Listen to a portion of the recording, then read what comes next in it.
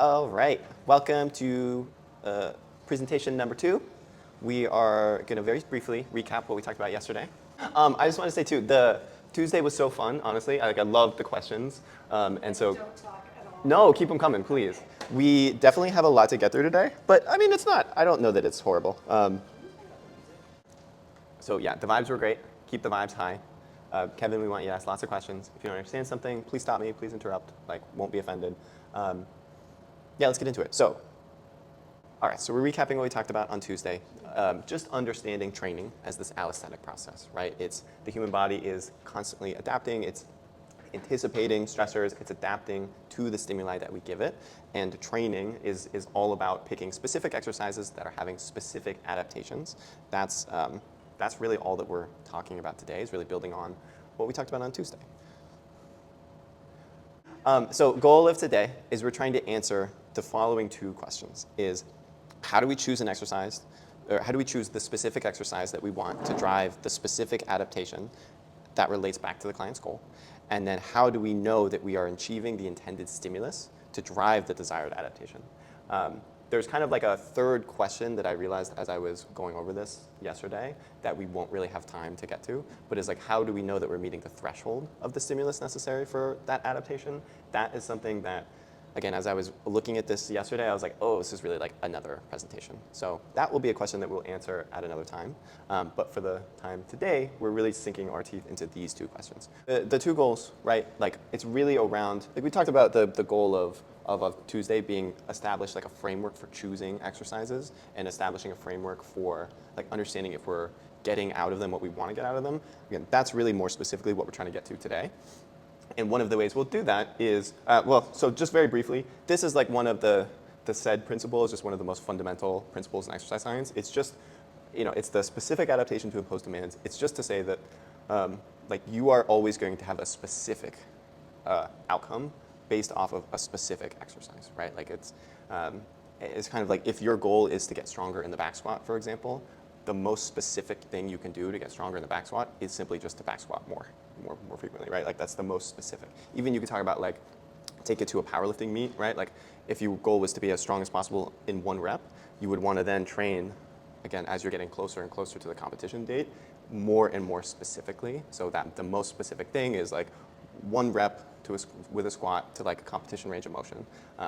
So again, that's just like, that principle underlies a lot of the foundation of this lecture. And then what we'll do today as well, we'll have a little fun, is we're going to track our avatar client. Oh, come on, don't leave me hanging. There.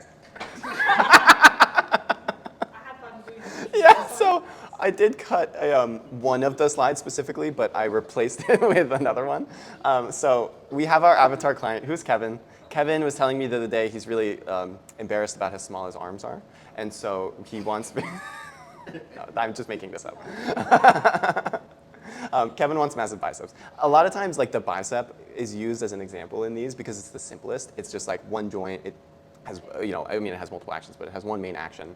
Like when we talk about resistance profiles in a little bit, like we'll use the bicep curl as an example. So Kevin wanting massive biceps is just a nice, like simple explanation. And it's also funny. And look at that face, look at how excited he is. Okay, you go to the next slide. Okay, first thing that we're really trying to establish here is that there are only 7 training adaptations, unless I forgot one, which is certainly possible. But I thought about this a lot, and I don't know that I did. So what are those adaptations? It's hypertrophy, right? It's increasing the size of a muscle. Strength. It's increasing the total amount of force that a muscle or a group of muscles can produce. Power is really just strength over time. So when we think about power, we think about expressing strength really quickly. Speed is kind of the same thing. I would lump speed into power. Skill is really just the ability to coordinate a movement efficiently. So you can think about like fine motor skills. You can think about, broadly speaking, like skill and strength. Actually, like when I was, again, looking over this PowerPoint again, I ended up dividing those 2 out, although in a weightlifting context, they are oftentimes exactly the same. So the strength, like when we see someone's squat go up, for example, it's usually, it's a combination of the 2. So it's a combination of someone's like again, if we take a squat, like it's a combination of their quads, their glutes, their adductors being able to express more force and then be able to do it in a coordinated way, right? So that's where that like skill comes into play. Flexibility, I've condensed flexibility and mobility kind of into one, and I've just called it flexibility. Mobility, we will kind of like, there's a slide on there later, but it's really the degree to which we can access range of motion around a joint. And then endurance is the ability to deliver and utilize oxygen to sustain prolonged muscular contractions. So if we think about running, for example, right? How do we, this will dovetail with when we talk about gait next week, but how do we run? It's like we are just contracting the muscles in our quads, our glutes, our adductors, our hamstrings, our calves to propel us forward. You know, cardio is just fundamentally being able to sustain those muscular contractions over a very long period of time. So endurance, I've kind of like lumped a couple things into that. And then balance. Again, you could call it balance and proprioception, or I've kind of lumped into that category as well. It's just the ability to sense and manage your body in space. So if we look at those like kind of buckets of adaptations, or you could even, I don't know, you could call them like specific, you would have specific metrics tied to those adaptations. What are the changes in our like in our bodies that are taking place that relate to those adaptations is kind of what we're talking about now. Does that make sense? Did I explain that in a way that makes sense? Johanna, you give me a look that it doesn't. I know, I'm giving you a look, but I'm just taking it in. So I think we Yeah. can go further than I will. Yeah. The other thing, again, I'll just reiterate to say that a lot of, like, this is not, you could, and we will at some point, probably have whole presentations on each individual one of these. Sure. Like, they're meant to be broad. Gotcha. It's meant to convey, again, that, like, general sense of, like, why we're exercising in the first place, why we're giving specific exercises, rather than, like, okay, here are the specific, like, this isn't a lecture on like how we build muscle, even though we talked about that a little bit yesterday. You know what I mean? So again, it's just the sense that this is supposed to be more broad. So all of these adaptations have involve, you know, adaptations. There needs to be a different word for that, but they involve a different like subset of adaptations that take place at a physiological and a neurological level, right? And a lot of these are a combination of those two. Hypertrophy is in and of itself just a physiological process, right? Johanna, we talked a little bit about like mechanical tension being the main driver of that process on Tuesday.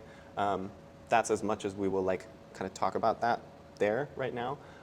Strength is, it's a combination of your physiology changing and your neurology changing. Strength in and of itself is actually more of like a neurological process than it is physiological.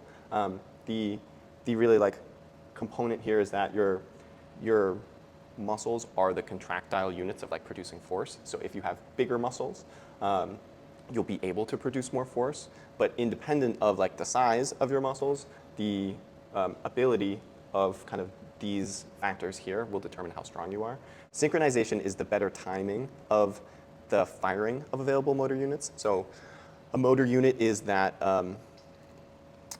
like specific muscle fiber plus the neuromuscular junction. Is that the right word? Thank you. The neuromuscular junction that coordinates the firing of that specific muscle unit. So within a specific muscle, you have like thousands of like individual motor units, right? So synchronization is just this idea that you are firing them more effectively, like the timing specifically. Coordination is this idea that you're taking, again, different muscle groups and firing them at the right times together. So like a squat involves you to fire your quads, your adductors, and glutes at the right times in the right amounts, right? If your if your quads were the only ones that were firing as you came down in a squat, you would just extend the knee and you just like tip forward, right? It requires like the glutes holding your pelvis in space while your hips and knees extend at the same time. Recruitment is just the ability to recruit more overall motor units for a specific task. So I don't have this on here, but there's this idea, it's called a Henneman size principle, which is that for like an easy task, you only recruit a few of the available motor units, and as the task gets more and more difficult, you recruit more and more of them. So again, recruitment is kind of hitting on that idea. You can recruit more total muscle fibers for a specific task. And then drive is that idea that you are getting a more effective signal from the brain, so that neurological transmission that runs from the brain through the spinal cord to whatever area that you are trying to contract happens faster and more efficiently. Reduced antagonist co-activation. So for you to express movement around one joint, you have to be able to relax the movement on the, or relax the muscle on the opposite side of a joint. So if we're doing a bicep curl, the tricep has to relax.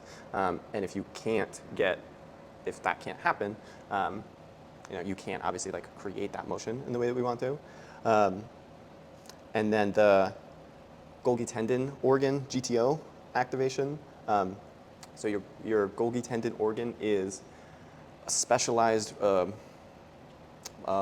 receptor in the muscle that senses tension. So you have muscle spindles, you have Golgi tendon organs. Basically, muscle spindles respond to stretch, and they tell it to like contract really fast. And Golgi tendon organs do the opposite; they tell the muscle to relax. So a Golgi tendon organ, when you're contracting super hard, will again as a mechanism of trying to make sure that you're trying to protect your body, your brain has that built in, just like, okay, stop, so you don't hurt yourself, right? So one of the adaptations that takes place quite quickly, like when you guys when you've worked with clients who are newer to exercise, when you're doing, like someone's doing a chest press or something, and they're like, okay, keep going, and then they just like stop. Like that's like that Golgi tendon organ is firing, telling the muscle to just like stop. And you're like, as a coach, you're thinking, oh, they have like 3 or 4 or 5 more reps, but they just can't do it anymore. That's like a product of that one. So all of these neurological properties change and adapt that then would allow us to be stronger and to express strength. Does that all make sense? Yeah. Okay, cool. Next one. Power, again, is very similar, but dependent on the specific activity. Like, really, it's about, so again, when we do plyometrics, we'll talk about this more, but a plyometric is really all about the landing. It's about, like, the ground contact. It's about that impact with the ground and, like, how your body reacts to the ground, and then, like, the changes that happen when that is accentuated versus when you're just going from a dead stop. So really, the stretch shortening cycle is what we call that, with the tendon and the muscle working together that just like react really, really quickly. You get so if you look at Lasha, Kevin, you know who Lasha is, right? Okay. He's an Olympic weightlifter. I think that's like 500 pounds over his head right now, which is just insane. But if you look at a Olympic weightlifter, so you're starting that movement from a dead stop, and then what a lot of times happens is you rebound out of the bottom of a squat, and then you actually are involving the stretch shortening cycle in the bottom of the squat. Versus if you look at Usain Bolt in a sprint, each time your foot hits the ground, it's that stretch shortening cycle of like rebounding and moving very quickly. Does that make sense? Okay, say that again one more time. It's like stress. So stretch shortening cycle. Oh yes. Okay. So okay. Yeah, again, it's just it's just that idea of like so tendons are very elastic, right? Like they store like potential energy and then they release it really, really quickly. When you get something to where you're rebounding and moving very quickly, you're biasing that property, and that we just call that the stretch shortening cycle. Mm-hmm. Yeah, but otherwise power, especially from a dead stop, is very similar to strength. It's just about doing it as fast as possible. Next one. Okay, flexibility. There is both a neurological and a physiological component to being flexible. So there is just a property of like muscle extensibility, right? Just like how much a muscle can stretch. But more often than not, the reason that someone can't access a specific range of motion is not because the muscle is like short or tight. I think that's how we thought of flexibility for a long time. But if you put someone in a coma and you tried to move their joints around, almost certainly you'd be able to move them through a full range of motion. You wouldn't have any problem. So we know that the properties that govern like mobility or flexibility are much more neurological than they are physiological. They're less related to can my hamstring lengthen enough, and it's more about will my brain give me access to that range of motion. And so in the short term, we can become more flexible by actually increasing the Golgi tendon organ activation or upregulating that. So if we do something like a foam roller, or even just a stretch, like when you hold a stretch for a couple minutes, like you get the muscle to relax more, right? It's about more like mitigating muscular tension, more so than it is about like actively increasing the length of the muscle. Although, like if you're pursuing really, really advanced flexibility maneuvers, then that's certainly a component of it as well. But for someone who is maybe very stiff and just wants to be normally flexible or to be able to just like do a squat, again, it's much more about, in the short term, you can get some changes by, again, a foam roller, stretching, like those sort of things. But in the long term, it's more about, again, kind of like if to get full range of motion around one side of a joint, the other side has to expand. Like the muscle on the opposite side has to relax. If it's squeezing, if my tricep is squeezing, then I can't close my bicep anymore. We have to be able to compress one side and then expand the other for us to get full range of motion around a joint. And those properties, a lot of them are built around, again, this idea of coordination, right? Like if we can't coordinate the right muscles firing at the right times, then we just get too much stiffness. And then it's also about, again, getting that opposite side of the joint to relax. Does that make sense? Okay. Does anyone want to fight me on that? No, because we were talking about deadlifting with a rounded back, and no one wanted to argue with me, and I really wanted to argue.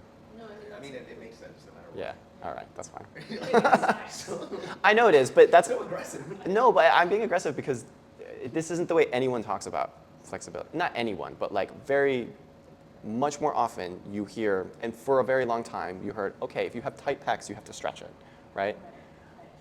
And what I'm saying is that is not always the best idea. Or like tight hamstrings is a really great example, right? You can have tight hamstrings, I suppose, because you just like the muscles are so short and you can't actually get them to lengthen. yeah. In my experience, that's almost never the case. Much more often, when you see someone who has tight hamstrings, it's really because their pelvis is so far forward that their hamstrings are already stretched, like they're already at their maximum stretch, and so they feel tight because it's like you're kind of pulling on like the end of a rubber band really intensely, and it's like pulling back on you.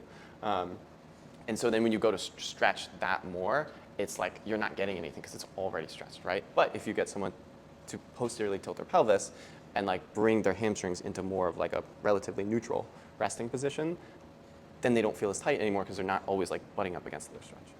Yeah. I don't have any, but I have Okay. a thing to throw at you so that you can discuss it. Just throw Emily. There's a lot of like discussion around like hip flexors in particular, I think, Yeah. in this. And there's like tight hip flexors, and the general remedy I think that everyone talks about is that you don't actually have tight hip flexors. You have weak hip flexors. Yeah. Discuss. I don't know. Do you have any? Would you like to throw something out there first? No. What do you think? She did pose the question. I know, but I was throwing it back on her. Well, Johanna, you have something you want to say? Well, 'Cause I have to think about the question. okay, That's why I'm like- stalling. I think this is along the same lines, and yes, like I agree with both. I agree with Yeah. that they could be weak. Mm. But like there's certain like as in dance, Mm. like, there's certain positions, there's certain leg extensions Totally. that you can just overuse. It's Mm. more to me like I feel like people are overusing at times Yeah. hip flexors, and they're also to me like what I see a lot Mm. sometimes people are trying to stabilize and mobilize with their hip flexors, and so that creates a lot Mm. of tightness. So this is a little bit different, but like so you know, so I think there's a lot of ways to approach it. Yeah. Is I guess is what I'm trying to say. I think what I would argue is that if someone has really tight hip flexors, it's a product of, again, that like most often that pelvis being tilted forward. And so now you're chronically shortening the hip flexors. And so because they're so often in a shortened state, that yeah, they might be weak and they might be weak and that might be independently true of whether they're tight or not. I also don't think that that's wrong either, but I think, I don't know, I'd actually have to think more about that. Like this idea that like a weak muscle is a tight muscle. Again, I hear that all the time and I was like, I don't know if I believe that, but I have to think about it more. I think what I would say is in them being weak, okay, They're probably weak through some range of motion. sure. Yeah, more so I would say that if they are weak and you decide to strengthen them and then they feel better, it's probably more because you're just taking them through a full range of motion for the first time in a long time, and that that feels good, right? Like you're just giving your brain, like if your brain is just so used to them existing in this very short place, and then you can just give them some lengthened exposures, then that makes them not feel so tight.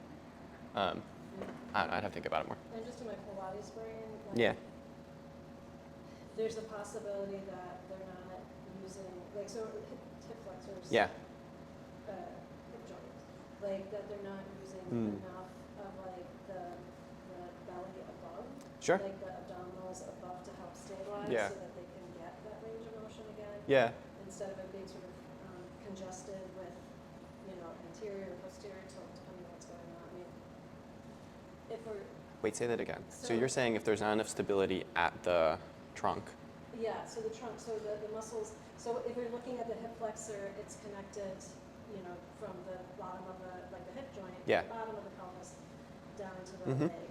And then sometimes you can get a lot of effectiveness Mm. with releasing the hip flexor if you get the muscles around your abdominals, which connect to the top of your pelvis. Yeah. And that co-contraction, mm-hmm. is that a good? Great word. Like Yeah. to, or, So it's kind of an argument that the hip flexors are then overworking, Yes. and that's what's making them tight. yes.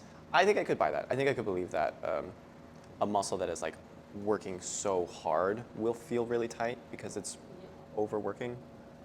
I don't know. I'd have to think about it more. I think it depends, and I'm thinking right now of an open chain movement. Yeah. So like if it's a closed chain, that's probably something different. Yeah. But in dance, you have like a lot of Yeah. leg extensions that are an open chain. Yeah. So that's how. Yeah. I think that's where I'm getting to in this. No, I like I it. feel like a lot of this goes back to also what you said in the previous lecture, like Mm. being able to access all kinds of range of motion. Like if you're stuck in one Yeah. position, like being able to access all different types, like Yeah. is so important, and that I feel like is a reason why people are always like, if they feel like people who have office jobs, I feel like always say like I have tight hip flexors and my upper back is really tight, but it's because their upper back is like it's like tech neck, like you're Yeah. chronically You're just lengthened. stuck. Yeah. And so people, I feel like a lot of times feel like, why do I want to stretch like this? Like that's what they want, but in Yeah. reality, it's like their muscles in their back are chronically lengthened. And so Yeah. they need to then, work to strengthen both sides, because then again, like these are also chronically shortened, so they are Mhm. also weak because they're constantly in this position. So just like strengthening, I feel like people Yeah. don't think about. They think about more stretching Yeah. than strengthening, which is not in the long run going to really do anything. If you're just constantly like pulling at your arm and just stretching that, which might feel good in the short term, but like actually strengthening those muscles and being able to access all kinds of range of motions. Yeah. I agree with all of that. I think the fundamental question is like, why do muscles feel tight?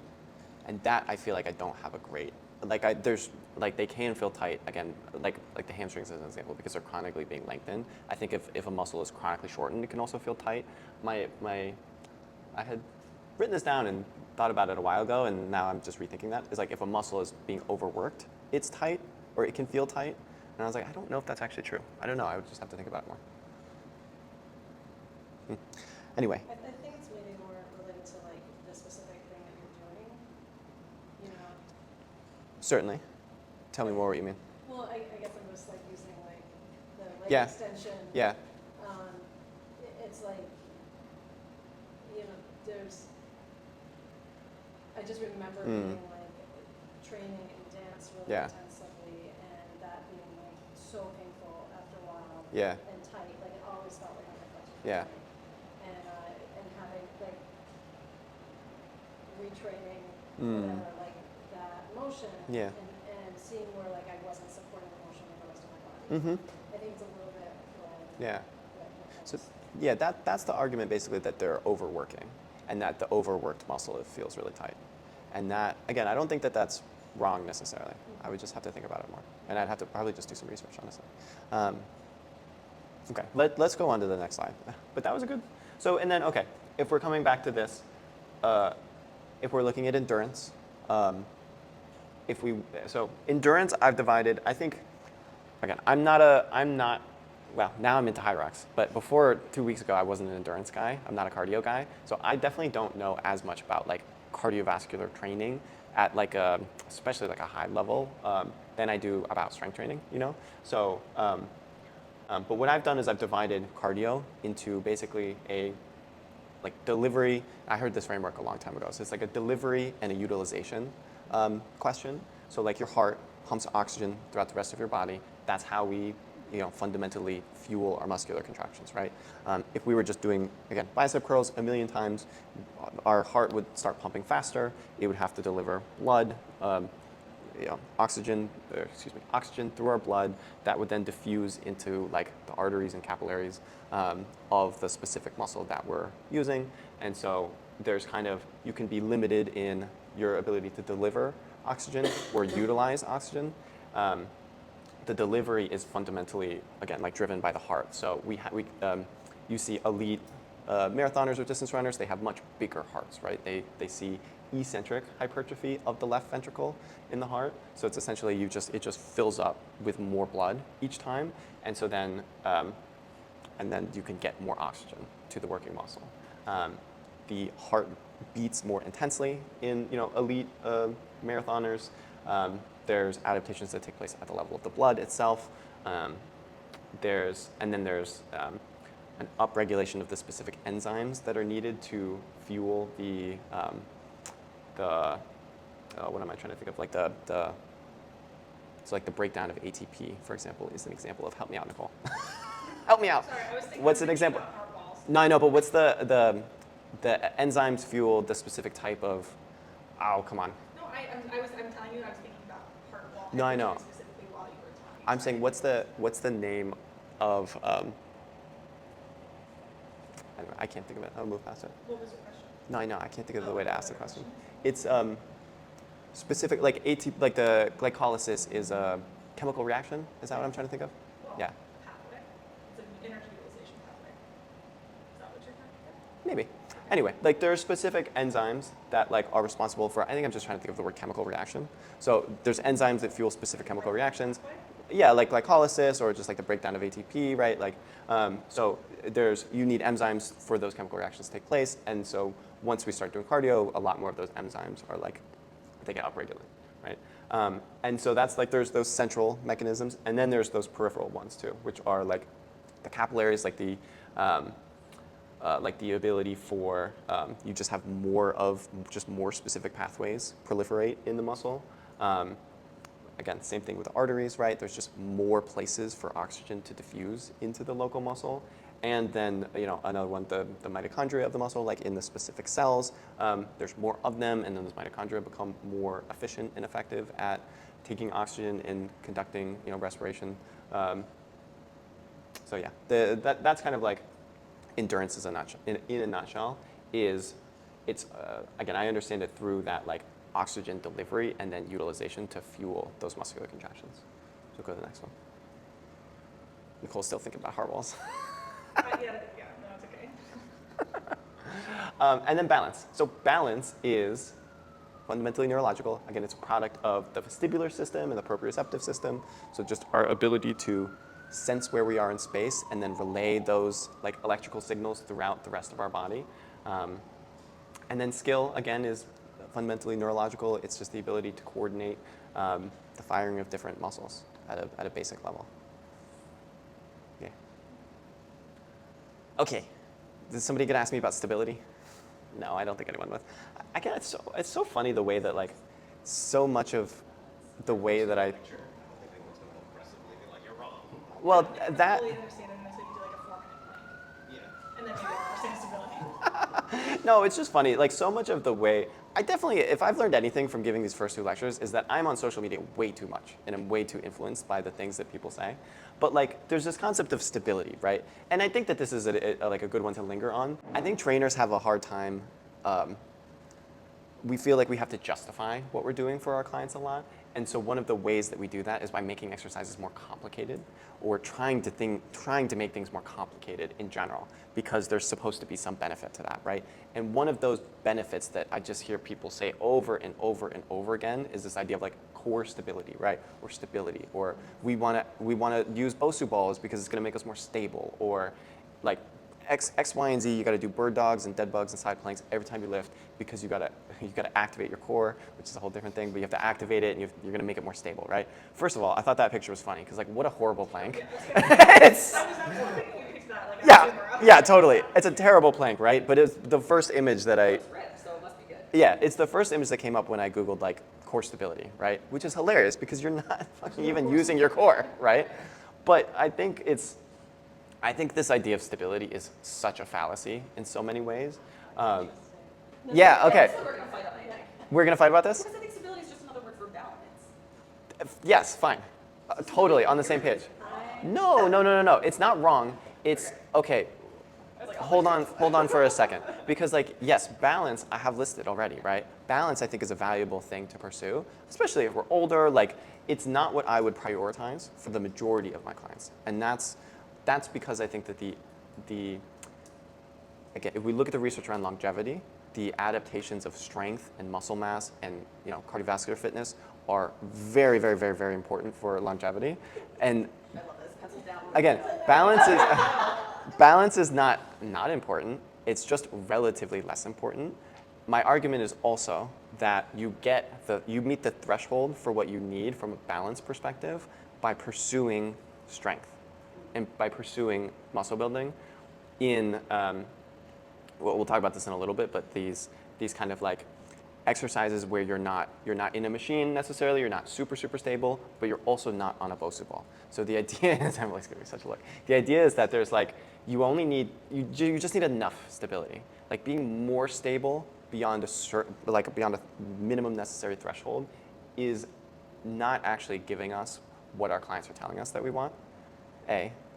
B is that the adaptations that make us more stable are the adaptations that make us stronger, which is mostly coordination, right? Like an unstable squat is just someone who's unskilled at squatting, more than anything, right? There's not a difference between someone who's skilled at squatting and unstable versus like it's all just okay, all right.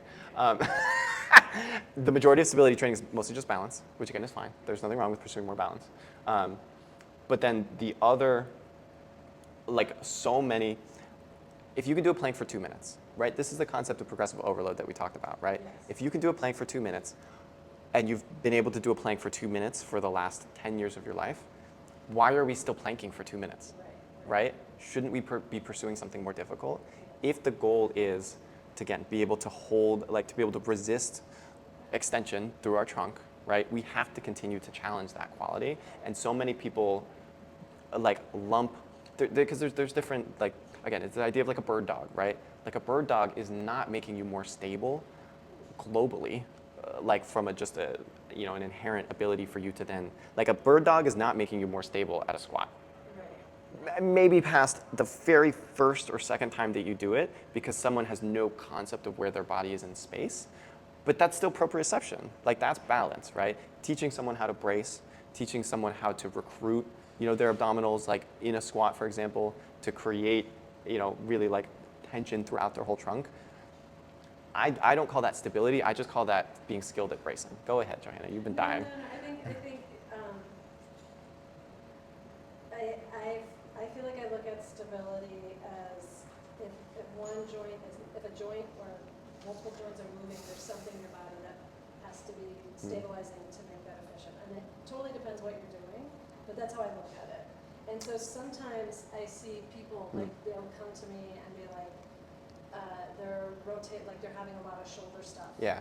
And they're having shoulder issues, they're in pain. Mm-hmm. And then sometimes if we look at times, like, stabilizing the shoulder blades so that they can get some external and internal Sure. rotation. So I think that's where it's like, that they can then, like, get out of the pain that they're feeling. I mean, that's my personal experience. It's not like, That's what we call evidence-based. Yeah, but say that again. Thank you. You're saying someone with shoulder pain, Yes. if you're stabilizing the scapula, Depends working, what it is, but yes, I'm using. let's just use this example, then working through external rotation allows them to alleviate their pain. Sometimes. Depends. Sometimes. Yes. So like using stability as a word to be like, okay, as opposed to doing this motion and they're using their scapula they're using the rhomboids, which I believe in all muscles are good. Yeah. Strength in all muscles. Yeah.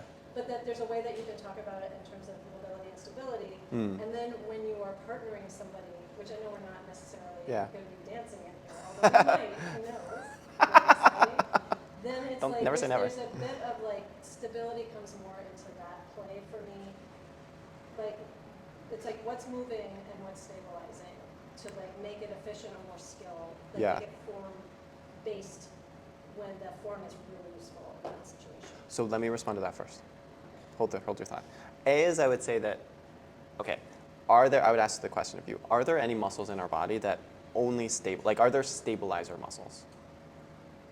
Maybe a little bit like multifidi. So I would argue every muscle has an origin and insertion, right? And every muscle, just at a basic level, what they do is they just pull. They pull 2 points closer together, right? A muscle can either like concentrically pull, it can eccentrically lengthen, or it can isometrically remain in place, right? So when we think of the rotator cuff as like a stabilizer, it's just isometrically contracting to hold the shoulder in place. Yeah, Right? I'm thinking more of like the muscles around the scapula as Yeah. opposed to like in that case, the rotator cuff is the moving. Yeah, yeah, But I don't think of it as like that's their only purpose. I think like the shoulder blade should move, and then it should also like depending on what kind of form you need to perform whatever exercise or movement you're doing. yeah. I think a lot of this comes back to, as I was kind of reworking some of the third lecture, I think that so much of my philosophy stems around this idea of like movement variability. And I think that and what I mean by that is just the ability for our body to load different tissues, right? And so if I look at that example, why I believe that works is because you've given your brain like a different sensory input. You've loaded it slightly differently, and that then changes the way your body is now organizing the rest of the movement, and it's deloading the tissue that was sensitive, and it's loading different, less sensitive tissue, and that's why someone's pain goes away, right? I don't know that it has anything. I'm also not arguing that that's bad either, or that that's a wrong thought process. I think more what I'm arguing about with this concept of arguing against stability is to say that we should do low-level exercises that aren't really driving an adaptation because they're making us more stable, or this idea that like you can do something, like someone can do a plank perfectly fine, but they don't know how to brace in a squat because they're just different skills at the end of the day, right? Go to the fucking name of the sorry, no, not you. It's to say like the said principle itself, right? A specific adaptation to impose demand. It's like a plank is just different from a squat. They're different things. They're training different qualities. And there's a skill to be able to do a plank, and there's the skill to be able to do a squat, and that there's not necessarily like a skill transfer there always past a certain point. Again, I'm being a little bit facetious because I always start people off with a beast hold or some kind of plank to teach them like not necessarily the skill of bracing specifically, but just to teach them where their body's in space, to avoid loading their lower back excessively. And then we layer on top of that the breathing that allows someone to brace. And now you have someone who can brace really effectively their trunk in a squat, for example. But it's, I don't know. Go ahead, Emily. Yeah, you've been waiting so patiently. No, because I think we're on the same page, but what I'm... Thank God. I didn't want to be on the other page of Emily. No, I think we're on the same page. Because what I'm actually hearing you try and articulate is that you don't like the word stability because it's not specific enough. There's like... Yes. Like what does it mean? Like there is an element, like stability is not inherently a wrong concept. No. But it is parts strength, and it is parts balance, and it is even maybe some parts skill, and so stability in itself can be like a very helpful concept for somebody who does not have awareness of where their body is in space to understand like what we're going for. Totally. But at the end of the day, stability is more of like a grouping word, and it's not actually the specific mechanism that we're targeting. Yeah, I think that, so there's so many things in the fitness industry that it's like, I'm trying to think of another one, but it's like the thing itself is fine, right? The word stability I don't have an issue with. It's the narrative that underpins it.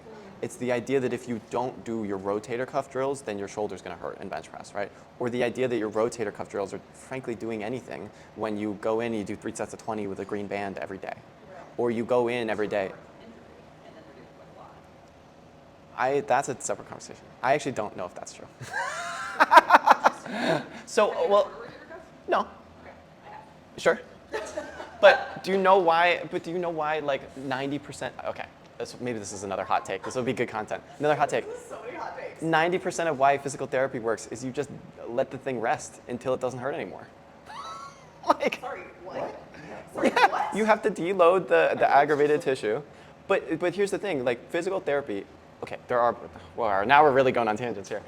I was gonna say, we got 33 slides to go. How much time do we have? Already I two. got all the time in the world. Nicole's like, I gotta I go. was like, no, I would like to go on, actually. Let's You can do hit this. the pause button. Okay, let's hit the pause on that. I'm gonna come back to it with you. We'll come back to it. Because this is something I will argue with you We can about. talk Yeah. about it. I'm not saying we can't talk about it. I'm just. No, let's come back to it. It's a little neither here nor there. Let's put a pin in it. We'll put a pin in it. But sometimes, like, if you can work with, okay, no. Let's put it. I feel like bad cop here. I'm like, oh, No, it's not you. I think you're No. right. Let's put a pin in And I it. Let's also come back to doubt it. that we're on opposing sides. I don't think we are. different languages Yes. describe a very similar thing. Yeah. So it's going to be an argument around the specific vocabulary that we use. Probably. So you're Yeah, saying and that's don't use stability here that much, No, it's not even that don't use it. It's that much. I think explain what it means. Yeah. okay. I I'm gonna like make a this. I'm gonna make a very short analogy, right? This scale is very triggering for so many people, right? Yeah. Specifically women, right? It could be a really difficult thing, right? The scale is just a number. It's just a metric. There's nothing that's tied to it except what we bring to it already. But what the narratives that we bring to the scale are so like difficult and like fraught for so many people that's like we don't have a scale here because I don't think it's worth bringing all that bullshit energy, right? Stability is fine as a concept that encapsulates a bunch of other concepts. It's how we use that concept that I think needs a lot of work. And if you're working on Pilates, and then I'll just say this super fast. Yeah. If you're working on Pilates equipment where there's a lot of motion, stability comes into that a little bit more because you're actually having to stabilize a moving thing that you are on while you have other parts of your body that are joints that are moving. You're stabilizing. A lot of the time, Yeah. I just say belly You're- because like sometimes abdominals makes me crazy, but Yeah, I would just say, again, you can say stabilize, I don't care. It's just that I would say the word, you have a lot of other muscles that are isometrically contracting, Sure. right? yeah. Yes. That are I totally holding those things in place. Okay, let's go next slide. That was a good tangent. Okay, so what does Kevin want? Do we remember what his goal was? Big biceps, right? So we understand that, hey, Kevin wants hypertrophy. That's an easy slide. On to the next one. No pain, no gain. Okay, so this is the next like bunch of meaty topics here. So how do we categorize exercises? I think it's fascinating. Again, it's like language is so interesting to me because we use words that we think mean things, but they mean often very different things to different people. And the question I have is, are squats cardio? Would anyone like to answer? I think it depends. Sure, what does it depend on? Well, does it depend, like, how much it gets your blood moving? So, like, how long you do it, like, what's the weight? Like, is there some point where that does start to turn into, like, if it gets your breathing going to a certain point? I'm just saying. Yeah. You didn't answer my question though. Squats typically for long enough to like affect any form of like Yeah. adaptation Yeah. situation. So generally speaking, no, but if we were theoretically to perform them for a very long period of time, they could be. So I'm going to make the argument that, or I'm going to say, I think pretty definitively, the squats are not cardio. You can squat for like 4 minutes straight. So the reason I would say that it's not cardio, because cardio, again, I have to look at my definition here. It's defined as like specifically a sustained aerobic demand over a long enough period of time. So 4 minutes is not a long enough period of time, right? If you did squats for 60 minutes straight, it could be cardio, right? I mean, that's not. If you're running for 4 minutes, is that strength? No, I mean, it would say, so okay, so running involves, we would also have to look at the, okay, go to the next slide. We have to look at the rate limiter. You can do a HIIT workout where you're doing something and there is like an element Yeah, of so it'd be cardio. high intensity cardio, right? But it's not. So again, my argument would be it's just not prolonged. Like it's not involving the type of effect that it's having on the body. It's not specific enough to be labeled as cardio. That was not a sufficient. It's when it becomes cardio or endurance, Yeah, it's just there's- based on how long you're performing the exercise. How- It's using yeah. what specific energy system you're using. So if you're doing squats for what is Yeah. it, 6 to 8 minutes or something is the threshold for it to be like if you're doing squats for 6 to 8 minutes, I think. Yeah, that but would be who's considered doing endurance. squats for No, 6 to 8 I'm minutes? saying, That's why I said it but like if you are Yeah. doing squats, bodyweight squats for 6 to 8 minutes, But that is Yeah, so I long. guess It's it's so long. It's so. absolutely cardio. If you were to You're say, trying to ask a very if- like yes or no thing. Yeah. Like 100% every I guess time. that's probably fair. Yeah, but if you were to say, are heavy back squats for 5 reps. Yeah. So more, yeah, you're 100% right. Listen, I'll take the L on this. I'll take the L. All right. More specifically, what I'm referring to is like a year ago, there was a study that came out that after a set of 10 squats, that you reached like 98% of your VO2 max, right? But it wasn't sustained for long enough. So then a ton of bodybuilders were like, oh my God, squats are cardio. It's like, no, squats aren't cardio. Like doing a set of 10 squats isn't cardio. Theoretically, if it was a light enough load that you could continue to move for like 10 minutes or 5 minutes or something, like, fine. Agreed. Agreed, all right, fair enough. Sorry, this is like the first thing I disagreed with, so I had. Okay, thank you guys for calling me out. Thank you. Just so you know, we're engaged, we're listening. Yeah. Yeah, no, 100%. I'm not mad about it. I appreciate it. So, okay, putting squats as cardio aside, how are we defining exercises? The following are, I think, some really useful terms for classifying and categorizing exercises. Rate limiter is, I think, one of the most important ones. So your rate limiter is just like, what's the thing that's making you stop? Because in theory, otherwise you would just keep going forever. There's always going to be something, right? Is it the specific, like, is it the, I was talking with Jen about this earlier today. Is it that your muscle, you just keep trying to contract the muscle and it just can't anymore, right? Or is it that it hurts so bad, there's such a accumulation of metabolites, and like there's an accumulation of hydrogen ions that, in that, as like lactate is being accumulated more and more in that specific energy system, you can't then clear those hydrogen ions, right? Like that's that burning sensation as you're exercising is hydrogen ion accumulation in your body's, as it is using ATP to create energy, right? You get a byproduct of that is hydrogen, and so as you're burning more and more ATP for energy, you're then accumulating more and more hydrogen ions. Those ions are then making they all have negative charges, and then they're making the pH at the local level incredibly acidic. That's also the idea of like lactic acid, is like, it's just like, oh my God, that hurts so bad, I can't keep going, right? Is that what's causing you to stop? Or is it the muscle actually can't contract anymore? And so, okay, we'll do a pop quiz for everyone who was paying attention on Tuesday. Which one of these is going to be more important for building muscle? If your only goal is to build muscle, would you rather have the contraction failure? Maybe I didn't give enough information to answer this question. Yeah, okay, then it's easy. That's interesting, because I almost went with metabolic. Yeah. Yeah, it's that, we're talking about mechanical tension as that involuntary slowdown in the contraction speed. That's what you get with like a contraction failure, versus metabolic stress is that cell swelling. Like we talked about the pump, you know what I mean? Yeah. So that's a product of that metabolism, or metabolite creation.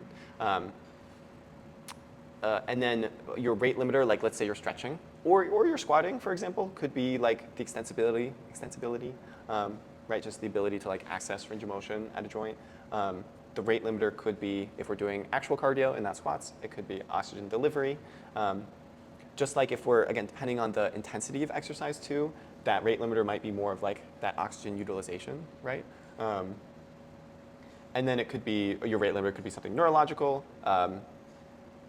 either like balance or coordination or skill, like technique, something in that range. Or it could be, if we're going for power, like we're trying to sprint, or we're trying to do a box jump or something like that, it could be the contraction speed or the drive. Does that make sense to everyone? I just think the only other thing I'll say is like, so again, we'll talk about like thresholds a little bit more on the next lecture, but there are many exercises that, depending on your fitness or your level, might meet a threshold for multiple adaptations at the same time, but you'll always have a rate limiter, right? You always have a what? You'll always have a rate limiter. So there's always, like I think of this as like a bar graph of like, if you're let's say you're very deconditioned, you might get fitter cardiovascularly from doing 3 sets of 10 squats, for example, but 3 sets of 10 squats will never be cardio, right? It'll never be enough for someone who's very fit to get a cardio benefit, because the rate limiter is, it's going to be one of these things, right? So you'll get stronger, you'll build muscle. It's not cardio, but for someone who's very unfit, it might be. Yeah, does that make sense? Okay, let's go to the next one. All right, so this is, I think, a super useful concept too, called ground. This is from Pat Davidson.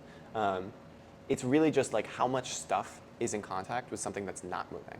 So it could be literally the ground, Or if you think of like, so the hack squat here is like the highest ground squat pattern that there is. Like a leg press would be similarly very high ground. You can see there's just a lot of that man's body in contact with stuff that is not moving, right? I.e. the machine. So versus you see her doing a single leg pistol squat on a Bosu ball. It's very unstable. There's only one point of contact with the ground, and even that ground is very wobbly and unstable, right? Like that's if you compare one to the other, the hack squat is going to be super, super, super high ground, and then that pistol squat is going to be super low ground. When we were talking about stability, I think, again, I don't know if I guess it's an opinion. My opinion is that you get the maximum amount of balance that you need from doing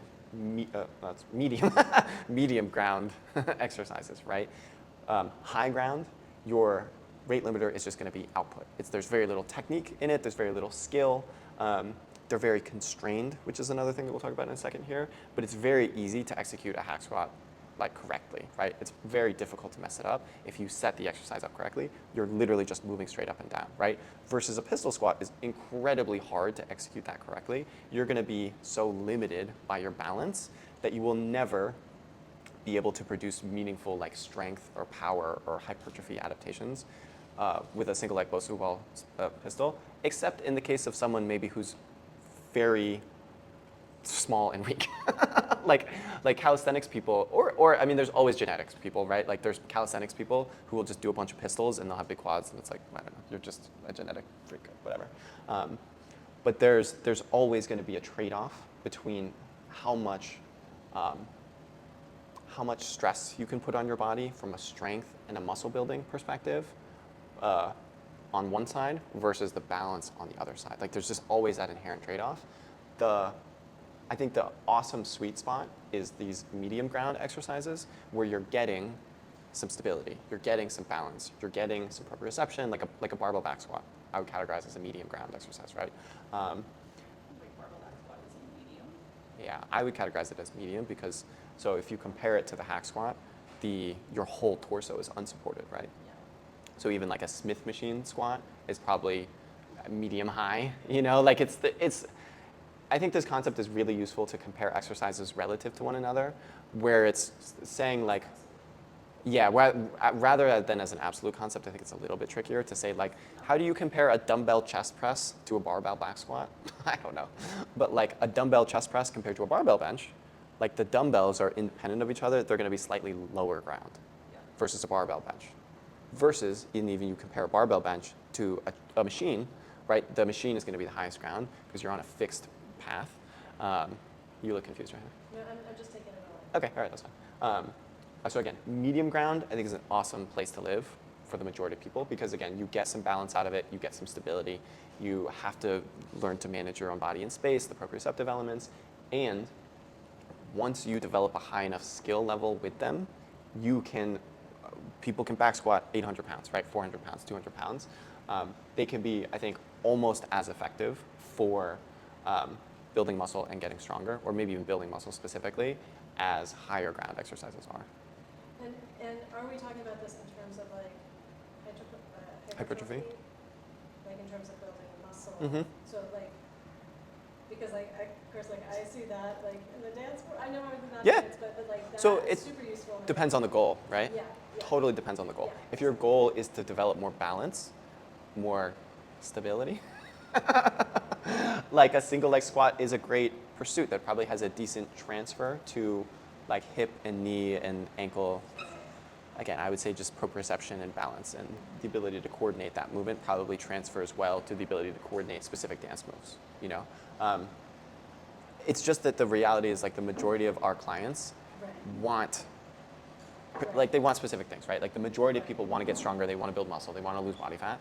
And so, Emily's on the floor. Gotcha. Okay. And so in that That's great. context, Okay. medium and high ground exercises are where I think the majority of so there's also like, so we're gonna go over our programs, not today, but at a later point as well.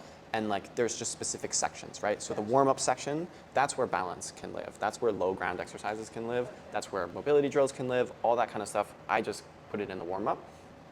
the strength section, which is always 2 exercises of 2 supersets, that's where you want to prioritize the medium and high ground stuff. Gotcha. And then if you're doing finishers, right, if the goal is more cardio, it's more like just getting the heart rate elevated, then again, you probably want to, then this matters a little bit less. But Okay, gotcha. Okay, Does that make makes sense? total And so the guy on that machine, because I don't Yeah. know what that machine's called. hack squat, Hack squat? yeah. Okay. So that is low ground because he has so No, it's many- high ground. Oh, okay. Yeah, so that's a high ground exercise versus the pistol is low ground. Low ground. And again, just think about like how much, so many Pilates exercises would be very low ground, right? If you're, I haven't done Pilates in a while, but like if you're, I haven't done Pilates in a while, I'm sorry. Yeah, I mean, so in that pistol squat, are you lowering up and down? Or is Yes. it- or but you're getting Yeah. your lowest ground. Nope. Nicole, can you do a pistol? Hey, no, like just think about like how many constraints they have, right? Well, So, that's a like, different one.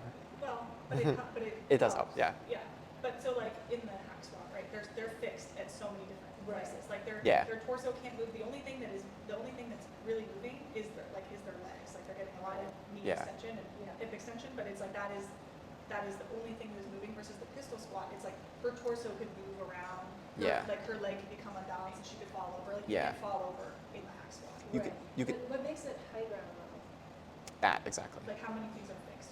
How Yeah. how many parts can't So move? high, it means not tall. No. But how many parts of your body? Like think about it being Yeah. grounded. Yeah. Okay, Yeah. high grounded, okay. Yeah. All right, that makes sense. The other thing I was going to think is just to say what you said earlier, where there are a lot of Pilates moves where you are focused on stabilizing through so many other parts of your bodies, while maybe only 1 or 2 joints are moving. Yeah. Those would be low ground exercises. You're really focused on stabilizing a lot of other Okay. joints Yeah. versus the movement is only occurring from 1 or 2. Okay. High ground exercises are exercises where you don't have to worry about stabilizing your trunk or stabilizing your shoulders. Right. You only have to worry about moving through your hips, knees, and ankles in a hack squat, for example. Okay. Again, if yeah, does that make sense more? Yeah, do you have an example of medium ground exercise? Yeah, so like a goblet squat or any type of free weight squat, Okay. I would call a medium ground Okay. because both feet are in contact with the ground, Gotcha. but your whole torso is unsupported, so you can fall over easily, Okay. right? And you have to practice that skill of like holding your trunk in place. Gotcha. Okay. Yeah. That makes sense. All right, let's go to the next one. Loadability is also, I think, another important category here, and it's simply just can you progressively overload the exercise? There's bird dogs, like how are you going to progressively overload a bird dog, right? Right. I don't know, I've beaten up on the bird dog a lot. I just think it's kind of a worthless exercise past a certain point. Right. Sorry, am I offending you? Maybe No. but I'm just like, I- it has its place. It has its Yes. place for specific populations, right? Yeah. And those populations, as soon as you, I don't know, Get stronger, do it a then couple they don't times, it's necessarily probably you don't really need it anymore. What? Go ahead, Emily. No, I was just gonna fight you for the sake of fighting you, but I don't really have a fight on this one. So. Okay. Versus a back squat, right, is infinitely loadable. Like you can load, that's Ray Williams, he's squatting 800 pounds. You know what I mean? Or no, maybe more than that even. I might be wrong about that, I can't remember. Again, like we want to drive adaptations in our clients. We want to impose a sufficient stimulus to drive that adaptation. We have to be doing things that are difficult enough to drive that adaptation. And for them to stay difficult enough, we have to be able to progressively overload them, right? Gotcha. That's where like, Like continuously. Right? Continuously, I yeah. guess I'm with you on that. But Yeah, fight me. more of the argument I was gonna make is that like I do think that there is a way to progressively overload up until a point in most things. Versus like a back squat is just sort of like the average. I'm actually just for anybody. It's just like forever progressively Yeah. overloadable. But like you could add elements of like resistance into like bird dog. That would make it slightly. I guess. Right. So like I guess that's true. So comparatively, it is a low exercise, but it's like because the I don't know what word to use this one, like the how far you can Yeah. get is like pretty limited. Yeah. Did we? I was trying to think of this the other day and I couldn't feel like remember. you can make most things. Because you could do, sorry, I'm gonna block this for just a second, because you could go like here and then to here. Yeah. Or like add a sequence to make it harder that might be valuable. But You guys are making good points. Right. So like So you- It's hard to measure that. yeah. true. Like That's it's hard to also- measure exactly, like if you're comparing between two people who are doing that same exact exercise where they're not on their knee anymore, they're on the second variation Yeah. of it. it's impossible to tell that those two people are at the same level of intensity Okay. based on like how high their hips are coming up or if their arms are like exactly straight. It's hard That's a to good point too. And so it's just Yeah. really worthwhile, because So- it's difficult to like keep consistent. from like a Even training, from from a Well, training perspective, like a back yeah. squat is just so much easier to load because of how measurable it is. Well, and what you said too is I think it's not worthwhile to progressively overload because the adaptations that you're getting are not worth the time, right? So like if we take a bird dog again, for example, yeah, it's like, again, to me what the point of a bird dog is you're teaching someone to, now I'm just gonna say it, to stabilize their core, right? You're teaching them the like, yeah, you're trying to get them to feel some tension in their abs, right? And like resist the rotation. Yeah, or some balance, Or some balance. like- Again, it's a nice entry point for a lot of people to be able to feel those things, right? But once you can feel them, It's good to put it into other things. yeah, I would rather you take that and bring it to an exercise that is going to drive, again, strength or muscle or cardiovascular fitness or balance even. Like I think, there's also like foot and ankle stability in terms of balance is to me Yes. way more valuable than core balance. You know what I Right, mean? right, Because again, there's diminishing marginal returns to having, again, unless you want to do really cool core things, right? If that's your goal, then that's great.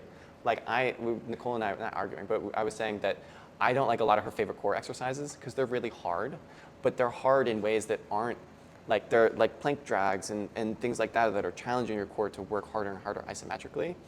It's like, I got a back squat for that, right? I can put 250 pounds on my back and my core has to work really, really hard isometrically. You know what I mean?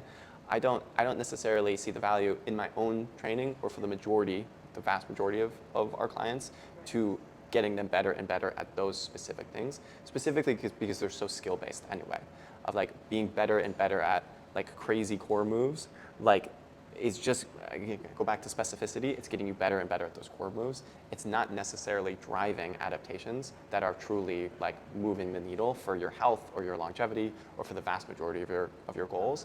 And then again, you just go on top of that layer of like, people think they need, I just keep going, people think they need to do these things or they're gonna hurt themselves, right? They need to worry about their stability. Everyone's gotta worry about hurting themselves, right? And so they end up spending time doing things that just are mostly a waste of time past a certain point. What would you put in the moderate? Yeah, I was gonna ask you, do you remember what any of those exercises were? I couldn't remember, honestly. Bar ability. Yeah, like yes up to a point. I guess, Is that like anything limited by like a work strength type? no, but that's a Like- rate like limiter a thing. goblet squat is That's what a, I was gonna but say. that's a rate limiter because you could in theory get a 400-pound kettlebell. The rate limiter, this is a great example of rate limiters, right? A goblet squat, your limiter is going to be your shoulders more than it's going to be your legs, right? That's why we start people off in this progression, and then if we eventually want to move them to a zercher or a front squat or a back squat, because the rate limiter is less their shoulder and more the thing that we actually want them to develop, which is their legs. But that's still a moderate ability. Is it? Well, for the specific exercise with the specific target of that exercise to be a lower body exercise, Yeah, I guess. right? If I guess. If you were doing a goblet squat to strengthen your shoulders, then there would definitely be high Mm. ability. But if you were doing it to load your lower body, it would be moderate. So like, I would, then Yeah, a lot of I like guess that's- progressions would probably fall into like the moderate category, where like, as a progression towards a back squat, for example, it is a moderate. I think so. it's I think good that's to what I think was of it trying to in get at. terms of, like relative to like the clients that we see here. Like Mm. goblet squat and a front squat and a zercher squat are all moderately able to load. because No, those are people- high. A goblet squat? Zercher? You said zercher front.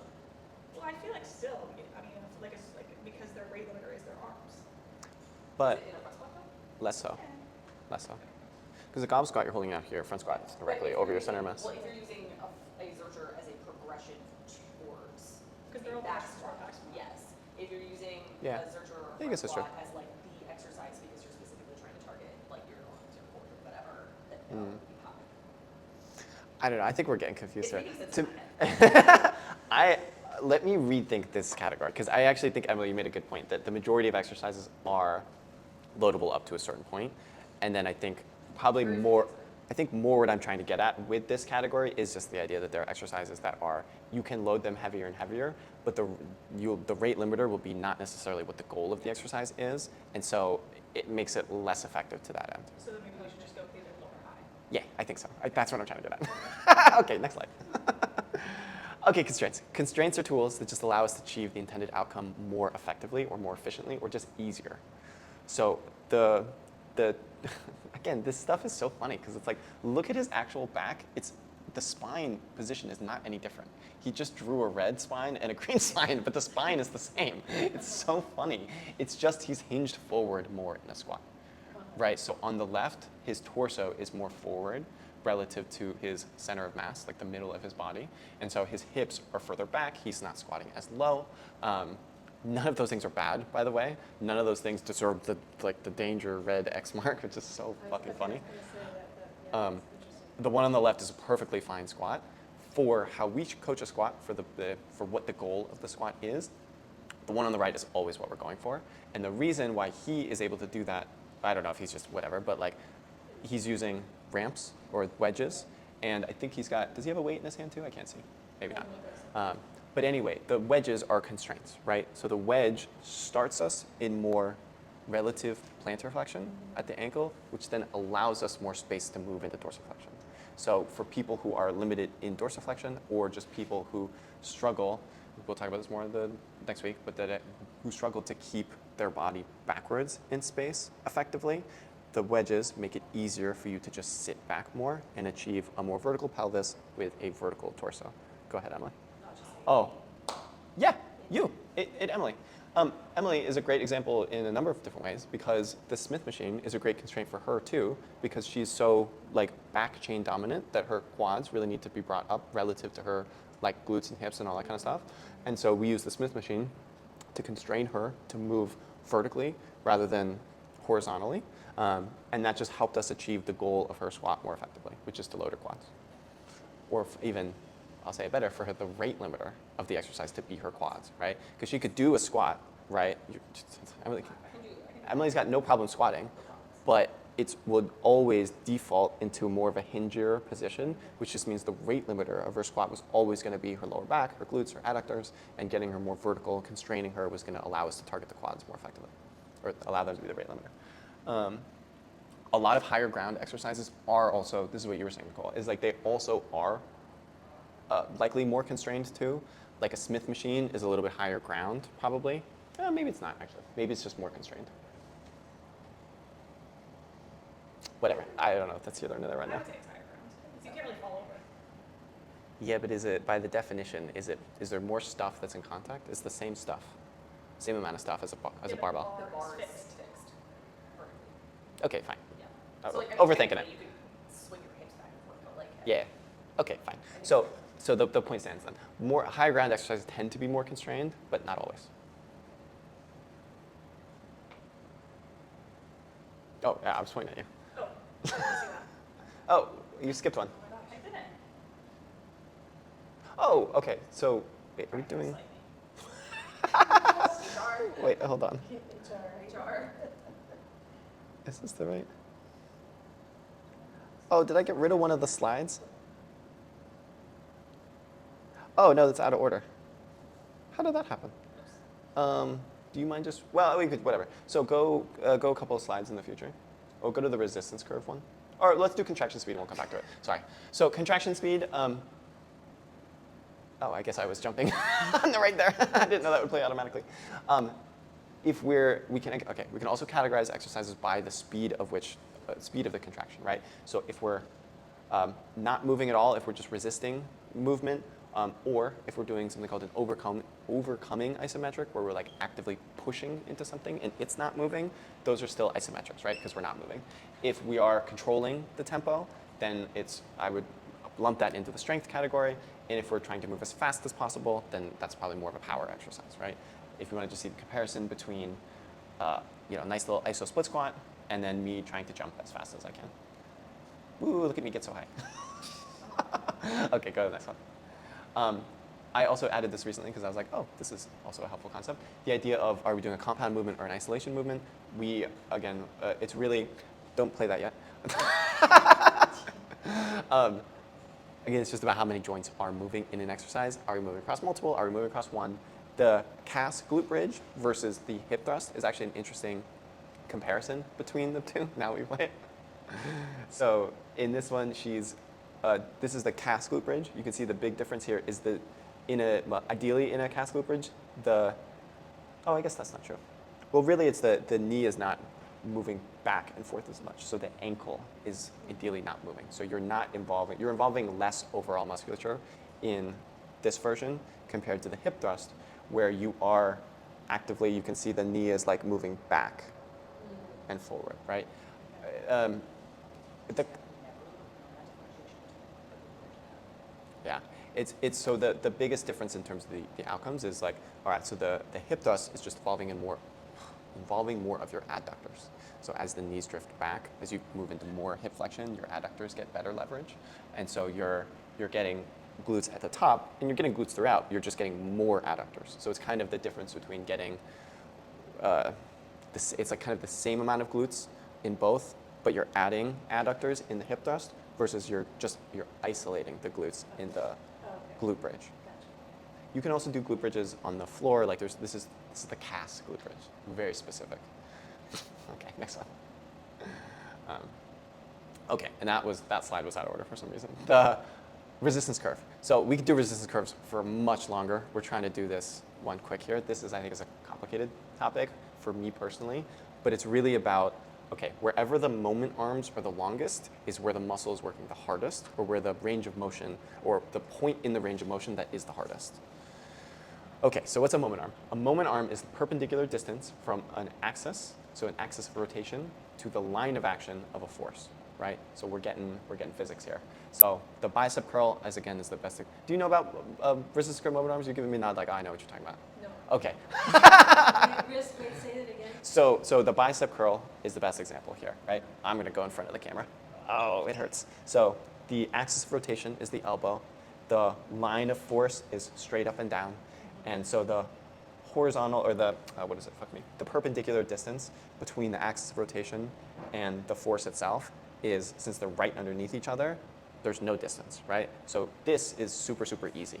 Right. You could hold a weight directly under your shoulder forever, right? Your grip would get tired, but that's not what we're talking about. As the weight moves further away from the axis of rotation, now the perpendicular distance between the 2 points increases, so it's getting harder. Hardest, right, in the midpoint between the contracted and the lengthened position in a standing bicep curl. So this is hardest. We would call this exercise hardest in the mid-range. And then as you bring that weight closer to the elbow, it weighs slightly less, so it's slightly easier. Okay. Now, the bicep curl is also an example of, I didn't put this on here, but there's something called strength curve, which is generally muscles are strongest in their mid-range position. So a muscle is going to be slightly stronger in the lengthened position than the contracted position, but they're always going to be strongest in the mid-range. And that just has to do with actin and myosin things being able to contract the best here versus when they're further apart versus when they're like really overlapped. Again, I don't know if that makes sense right now, but so again, we can just categorize exercises by whether they're, we call them short overloaded or lengthen overload, or hardest in the shortened position, hardest in the lengthened position, or hardest in the mid-range. The majority of exercises or I shouldn't say that. The majority of like our big kind of like compound movements that we think of as like the most important movements for people to do, like squats, pressing, deadlifting, like hinging, those types of things are hardest in the lengthened position, versus like most pulling movements are hardest in the shortened position. Again, that's something we'll talk about more. Just wanted to introduce it as a concept today. And just really briefly, like, so you could cue somebody who needed to like work their bicep more, like Yeah. you could have them hold here and then this range and that range are shorter. Is that like relevant to this? I don't know if it's relevant to this, but you could do that. It's really more about thinking of like, so again, kind of jumping ahead a little bit, but for building muscle, we want to choose exercises that are hardest in the lengthened position most often, right? So it's useful to understand where exercises are the hardest. It's useful in a number of ways. We'll understand that like almost everyone will fail a deadlift off the floor or right off the floor. That's because that's where the movement is the hardest, right? So if it's like, man, I wonder why my client keeps failing right there. And it's like, well, it's not because it's anything special. It's just because that's where it's the hardest. That's where it weighs the most, right? Squat, same thing. You're almost always going to fail depends how you squat, but you're going to fail out of the bottom or maybe right in like the mid-range, right? Where just those moment arms are the longest. So it's just useful for kind of, again, categorizing exercises by the effects that they're having on the body, and then also looking at it through the lens of like, Nicole, will you go back to the couple slides ago that I told you was out of order? So the Romanian deadlift, will you just pause it right there? Sorry. The cursor's backwards. Let it go a little bit more, friend. Yeah, right there. Oh. That's a little bit of a lag. That's funny. It's good enough.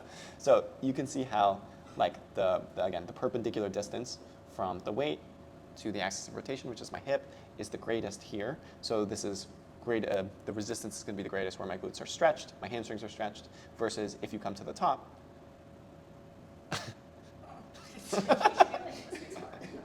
Yeah. Oh, come on. Versus you come to the top. It's not the play pause, It's like a little lag, huh? Yeah. Versus you come to the top. Now these 2 points are so much closer together that it's, again, there's basically no load at my glutes at the top. That's why the cue to like push your hips forward at the top of a deadlift is a bad cue, because there's no resistance at the top, right? So, and then what happens is people just like, I don't know, they just go crazy, like trying to squeeze their glutes at the top to like feel their glutes at the top of a RDL, and they're just kind of missing the mark because, again, all the load is in the stretch position. Does that make sense? Versus if you look at the 45-degree hip extension. I'm gonna keep a log of all of Noah's like hottest takes. Yeah, just like set fitness TikTok on fire. Yeah, please. I think that's one of them. Yeah. Squeezing What? your glutes is stupid at the top. Just on a Romanian deadlift in a squat. In a squat, If it's a hip thrust, right? That's we'll go back to that. That's hardest at the top, right? Would you not argue that bringing your hips all the way forward in a deadlift or a squat is just allowing you to get to the full range of motion in your glutes? Yeah, sure. So why would you back? Nicole and I are really fighting today.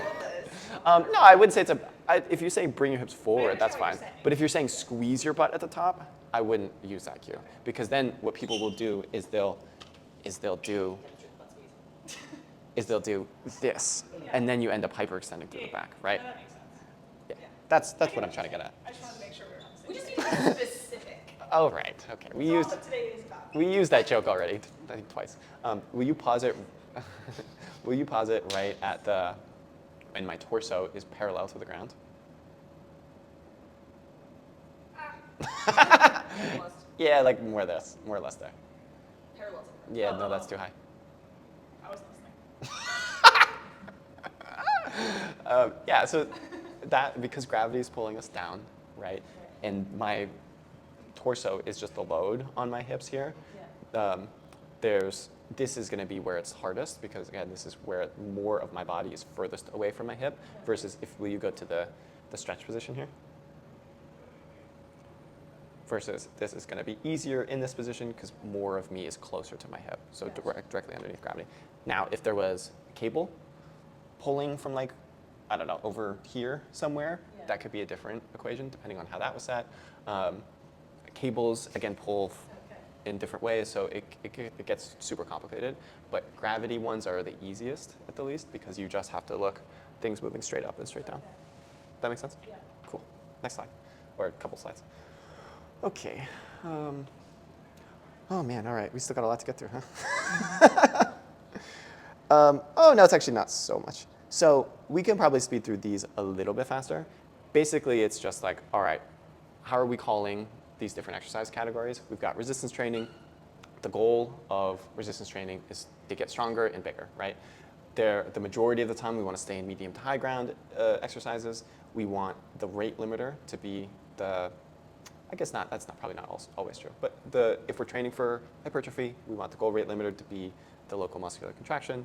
If we're trying to get stronger, it might be more coordination or scale or some of these other things. Power, again, it's the difference between plyometrics versus these exercises called Sands plyos, which again is a term by Matt Watson. Basically, just think about the landing again. If there's a landing component to it that's accentuated, then it's a plyometric, and you're getting off the ground very quickly, 0.4 seconds or less, then it's a plyometric. If you're not getting off the ground in 0.4 seconds or less, then it's not a plyometric. Still, it may be worth doing, it's just not a plyometric. The goal for plyometrics is like tendon stuff, thickness, stiffness, the ability to express that force power really quickly.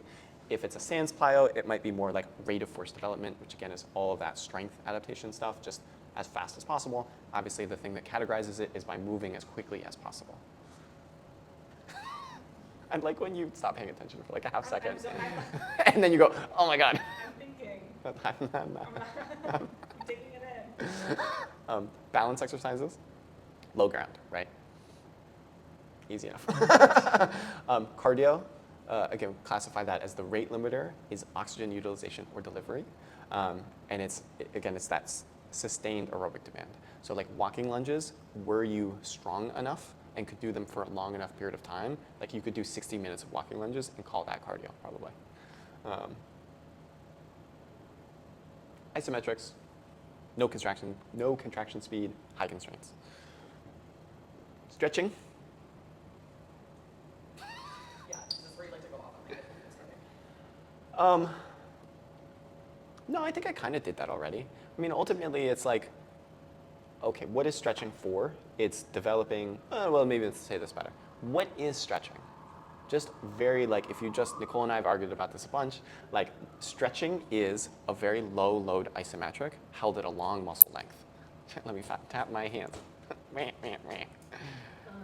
That's what stretching is. You're holding the stretched position of a muscle. It's an isometric contraction at the longest muscle length. I fucked it up. Muscle length that you can tolerate. Fight me, Johanna. No, I'm trying to. Well, I think that's limiting to what stretching, the potential of what stretching. I'm not saying potential. I'm just saying what it is. What it is, okay. Right. Low isometric low muscle length. Yeah, I would agree with that. I'm trying to think of like. Like what stretches can you think of that aren't that? Well, the goal is to get it to relax, not to isometrically contract. Agree. Yeah. The goal is to get it to Right, relax. that's true. At because first. you want to allow the Golgi tendon to relax. What about loaded stretching? Well, we're not talking about loaded stretching. We're just talking about stretching. So. Also, I think, would that not be too different? That would be super different. What I'm trying to get at, more than anything, A, I disagree. But B, what I'm trying to get at is like the continuum from strength training to stretching is not actually, I mean, the difference is that you're going through a dynamic muscular contraction rather than just an isometric contraction. But we often put one in one box and one in the other box, and that there's a lot of, there's a lot that's the same about both. There's a lot of overlap is what I'm trying to say. Well, I have a question because maybe it's the same thing. So. I knew this was going to be too much to get through in one day. Everyone's fried. This was a feistier day too. Question for it. Like, so, and we're saying stretching and flexibility are two different things. No, so flexibility would be the adaptation that stretching is able to promote, but you can also become more flexible through strength training. Yes, I believe that. You can be more flexible. Again, so the thing with flexibility is, again, it's around like, can you effectively manage muscular tension? You can get someone to be more flexible by just laying on the floor and having them breathe for 30 seconds and calm their nervous system, right? And then your body is just releasing tension and they'll be more flexible. So your general POV on this is that if flexibility is the goal adaptation, you're more likely to achieve that by strength training than by stretching. It's not that you're more likely to. Probably you are more likely to. It's also more efficient. You can get both. You can do multiple birds with one stone versus just stretching is not going to get you stronger in the way that my favorite one is just like, okay, there's these creators who shall not be named. I really like their page in general. It's Achieve Fitness Boston, or maybe no, it's It won't be named, but here's the thing. yeah, but here's their handle. Yeah. But they did this series of like, strength training moves compared to stretching moves, and they did a couch stretch, right? So they've got the couch stretch is here. And then they did a Bulgarian or a rear foot elevated split squat, and I'm like, this is the same thing, you guys. Like, But that's a dynamic stretch. no, I know, but it's like you're getting the same range of motion on the back leg when you just do a rear foot elevated split squat. Agreed. So why are you doing a couch stretch? Because you're holding it longer But why? to get the muscle To relax in that position. I mean, sometimes. I think that there's benefit to both. I agree with your argument that loaded stretching dynamic Yeah. load stretching is the same as strength training, and you can achieve flexibility Yeah. through strength training. Yes. But I don't think that you Okay. should say stretching is bad because I never say stretching is bad. It's always inefficient. I never say bad. Inefficient. you should lead with that. Yeah. I did. I said that earlier. I said stretching is inefficient, right? Why do one thing like again? I look at it from the perspective. Our clients have 2 or 3 hours a week to train, right? A week. That's all the time they have to dedicate to their health and fitness. Why are we going to spend 15 minutes stretching when we could be just loading that area and getting a very similar benefit? Again, I think the argument of like stretch first to get the muscle to relax to then allow you to then train in a deeper range of motion, fine. If that's your goal, is to develop what? We're all agreeing that stretching before is better. Yeah, I don't know if that's actually true. I know there's Static stretching. I know there's research. I've seen the research of like it decreases I think power. foam rolling is really good before. I don't actually think that I don't know. I don't. Listen, I know that. Like widely. Yeah. I know there's research. I've seen the research of like it decreases power if you do it immediately afterwards. You have to find the specific paper that shows me if you stretched for 60 seconds, like, and then you waited a couple minutes, or like what like. All right, let me just say I'd have to look at that research again, but I'm more skeptical of saying that holding a muscle in a stretched position is going to decrease its ability to produce force or power. No, we're agreeing with that. We agree with that. We're We're on saying static stretching before will not improve your performance. We agree with that. Or Emily and I agree with that. Yeah. I'm not gonna speak for her. Yeah.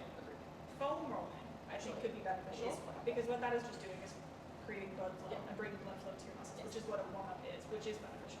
Yes. Plus one. Yeah, I agree. I'm agreeing too. You've also agreed with that. Yeah, but you're saying you shouldn't stretch before I your think workout. You should, say that again? I said it's You not should efficient, not it's stretch. It's not I don't think you effective. should. I think you should statically stretch before.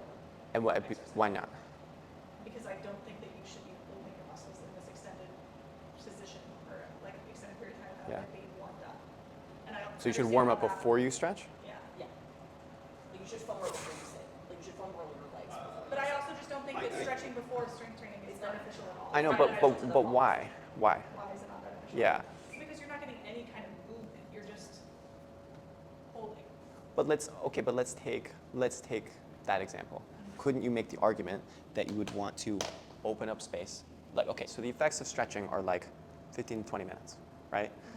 Until the muscle, like the Golgi tendon organ activation goes back down again. So wouldn't you make the argument that you might want to stretch, hold that stretch, get yourself to be able to assume a larger range of motion, and then wait, what's the point of stretching then? What is the argument you're making about why stretching is good? Like before the workout, I don't think that's useful. I'm trying to create a case in which I would stretch someone. Okay. That's the only one I can think of, Okay. Specifically prior to exercise. ever. Why would someone stretch after their lift? Because they already have blood flow, so static stretching after when you But already the- have blood flow is beneficial. Yes, but the actual adaptations that take place from stretching, again, it's mostly neurological, unless you're really pushing it, right? In which you need to accumulate, like flexibility training is a thing, right? That's like assuming really, really, really deep stretches and holding it for long periods of time. A lot of those stretches involve load too, right? Like there's a guy on Instagram who does a ton of like really advanced stretching. It's very cool, and like he's training for flexibility. But that's not how people stretch after their workout. I don't think that people are actively stretching. But people stretch after their workout because they think it's going to reduce, they think they need to stretch after the workout, otherwise they're going to get hurt. Or they think, Your muscles tense back up or something. yeah, or they think that it's going to help them with soreness, or it's going to help them recover. And like, none of those things happen because of stretching. I think it feels good, and that's why people do it. Yeah, that's fine. Yeah. I'm not mad about that. Yeah. Yeah. I don't know. Did we cover stretching? I feel like we'll have to. We definitely covered stretching. Okay, go to the next one. I get, you're not arguing that stretching doesn't have a time and place. It's just not typically the most like efficient way Yeah. to achieve. I'm also saying the time and place that I would have someone stretch is to open up a range of motion temporarily that they don't otherwise have access to, so that we can train that range of motion. Yeah. Ergo, stretch before you lift. Yeah. Nicole's not mad. Sure. We can keep arguing about it another time. I think it would still never. We still have Yeah. I think it would still never be the first thing that like you should have someone do. Why? No blood flow? What is stretching other than bringing blood flow? I mean, mobility is going to be another hot topic that we were going to argue about, and I don't. Okay. I gotta look at my notes for this. The mobility stuff is like, I think the majority of mobility work is worthless. I really do. I think it's a waste of time. I think you're developing skill in movements that look cool, that allow you. I'm sorry, Kevin. I feel like I'm offending you. I just think it's such a waste of time, and I think it's you're. There's gonna be something on kettlebells in here too that I cut because I didn't want to be so mean to Kevin. But it's like. Kevin, fight. No, honestly, I'm taking the same standpoint. I actually agree with a lot of from the beginning of what you said. I think everything ends up being strength and coordination builds into stability and mobility. And if you are strength training the proper way, then you're really not going to have weakness in the others. Yeah. You guys phrase it very well. So I'm just formulating my argument. Yeah. You do you. Honestly, I'm not against it. So again, it's like what is. Hold on. Let me just, for 3 seconds. What is most mobility training? It's either like very short muscle length stuff where you're just doing like pulses, or like the way we train our hip flexors so often it's just this kind of shit. And it's like, why don't you just train it through a full range of motion, guys? Like, why is the hip flexor so special that it only needs to be trained like this? I don't like. And then, and then there's like Cossack squat. Yeah, like that's cool. Like. And then there's like Cossack squat things where it's like, cool, like. I'm insecure about my flexibility. No, I just think it's like the narratives that these people take, and it's like the reason you're in pain and hurt and can't move like you used to is because you're not doing these fucking Cossack squats. And it's like, no, it's not. It's because. Oh, so you hear that a lot, like. Totally, all the time. I will say that is the dominant discussion on Well, like the social Instagram media. pipeline. I know. You keep getting, I keep getting pre-trip. pre-trip. I know. I need to. That's how they get their views. I know. I need to work on it. Honestly, Can I ask my question now? Yeah, go ahead. It's a very serious question because I don't necessarily. I think you have a point. I think I'm losing a little sense of what is. What's from the stretching point? and the mobility, what is the point you want us to take away from this? 'Cause Yeah. What I'm hearing Yeah. you articulate as we're discussing is that you're not inherently against all of these exercises. No.